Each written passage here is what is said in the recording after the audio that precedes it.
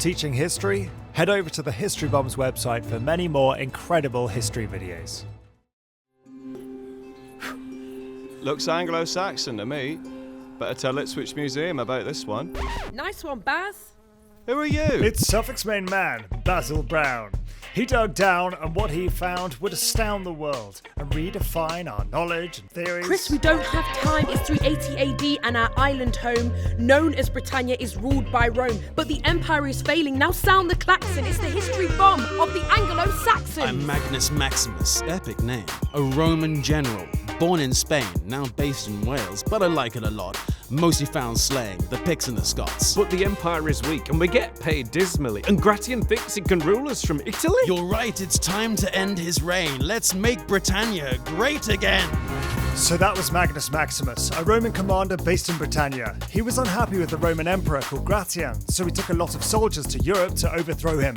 But a lot of those soldiers never came back. This left Britannia defenceless, with a native population who didn't know how to fight and vulnerable to attack from, well, everyone. So the Romans have left? Yes, thank heavens. And they seem to have taken all of their weapons. Yeah, never mind. We're pretty tough. Besides, who would dare to try to conquer us? Well, the Picts and the Scots and the Franks and the Jutes and the... Ha!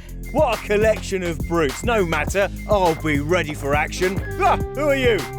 We're the Saxons. The Saxons, the Angles and the Jutes were three powerful tribes who travelled from Germany and Denmark and arrived in the east of England in search of land and wealth. Sources suggest the Britons paid the Saxons to protect them from other tribes, but paying one group of warriors to protect you from another group of warriors isn't always the best idea. So these pitiful peasants will pay for protection. We'll take their coins without objection. But this land is rich and there's no one here who appears to be able to handle a spear. Perhaps we could send a message home to those with boats and an urge to roam. Bring the family and a weapon in hand. Today they're silver, tomorrow they're land. The Angles and Saxons turned against the Britons, leading to decades of conflict. Gradually, the invaders began to take a foothold in the east of England. Around 530 AD, three massive volcanic eruptions darkened the skies, killing crops and leading to famine. Out of the darkness, powerful Saxon warlords began to take command.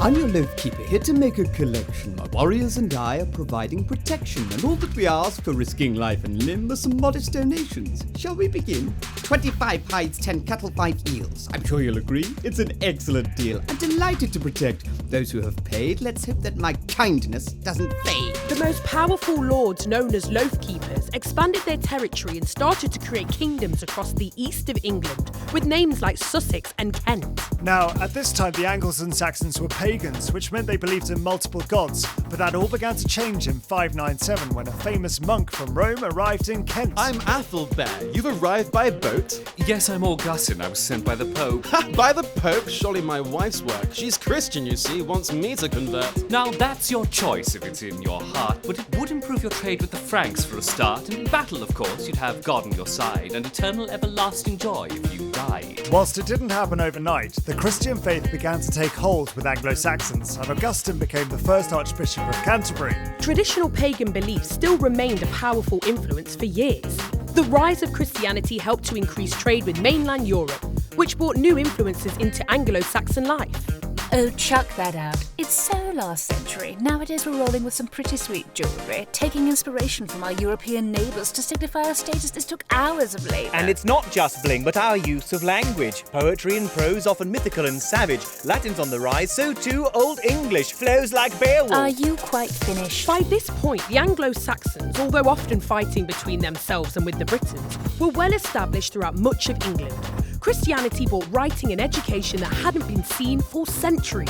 But then, around 800 AD, some raiders from Scandinavia arrived in the east of England in search of land and wealth. I'm getting déjà vu. My lord, reports of men from the north arriving by boat and attacking with force. Wait, where have I heard that before? Arriving by boat, attacking the shore? Well, actually, sir, I think it was us. By Woden, you're right. Well, I'm really nonplussed. These Norsemen or Vikings have copied our action. You know what? We've been Anglo-Saxoned! The Viking raids grew in size and frequency, and by the 860s, the Viking Great Army had captured important areas in the north and east of England, including the city of York, known as Jorvik. After dominating parts of Northumberland and Mercia, the Viking leader Guthrum led his forces south to take the last Anglo-Saxon kingdom.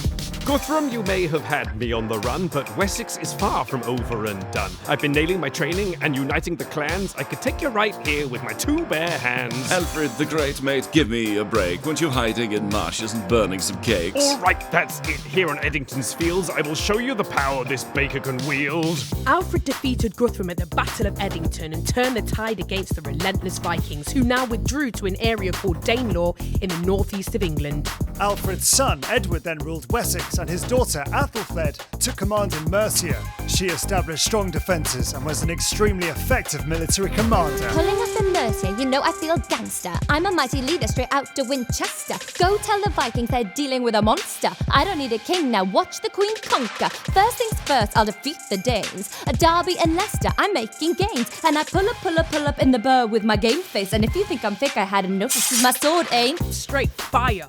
Thanks to leaders including Æthelflæd and her brother Edward, the Anglo-Saxons were now in a dominant position, and in 937 there was an incredibly important battle which united England for the first time. Whoa, it sounds epic. What was it called? The Battle of Bruh. England's main man, Æthelstan, I united this great land where the children study this age shall surely adorn every textbook page. There must be so much that you've heard, the famous Battle of Brunanburh. I created England.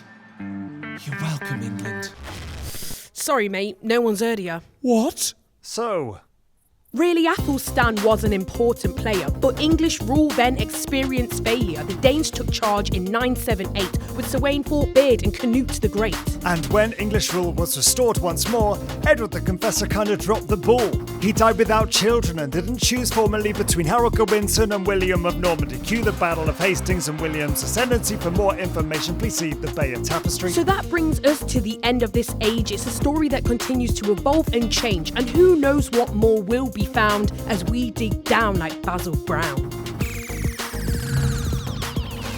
Hello everyone, we are in Westow, which is in Suffolk, and we're just about to film our one take very quickly. This video is part of over 50 video lessons made for teaching history, including a new series on the Anglo-Saxons, made with Ipswich Museum. Check it out on historybombs.com.